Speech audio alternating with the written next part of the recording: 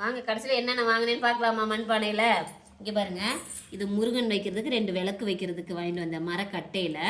இது வந்து கம்ப்யூட்டர் சாம்பிராணி வைக்கிறோம் இல்லைங்களா, அதுக்காக. அப்புறம் இது உப்பு ஜாடியாகவும் யூஸ் பண்ணிக்கலாம். சாம்பார் ரசம் ஊற்றி வைக்கிறனாலும் ஊற்றி வைக்கலாம், என்ன வேணாலும் பண்ணிக்கலாம். தயிர் நிறையா போடுறனாலும் போட்டு மூடியோடு கொடுத்துருக்காங்க இது. அதுக்கப்புறம் குட்டியாக கொஞ்சமாக தயிர் போடுறது, கொஞ்சமாக செஞ்சு வைக்கிறதுக்கு இது. அடுத்து சாம்பார் வைக்கிறதுக்கு. அதுக்கப்புறம் வந்துட்டு சாதம் வடிக்கலாம், 1 டம்ளர் சாதம் வடிக்கிற மாதிரி சிவப்பு மண் சட்டி.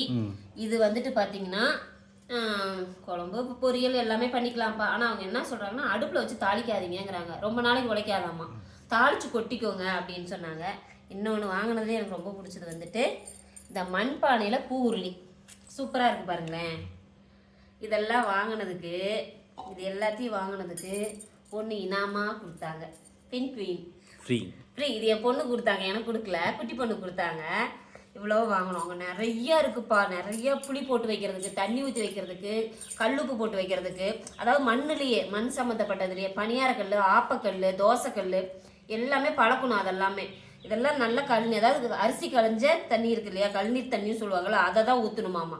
அரிசி களைஞ்ச தண்ணியை ஊற்றி வச்சுருந்துட்டு ஒரு 2 நாள் வச்சுருந்துட்டு யூஸ் பண்ண சொல்கிறாங்க. நல்லா இருக்குமா. யாரெல்லாம் இந்த மாதிரி மண்பானையில் யூஸ் பண்ணிட்டு இருக்கீங்கன்னு சொல்லுங்கப்பா. பிடிச்சிருந்தா லைக் பண்ணுங்கள். பாய்.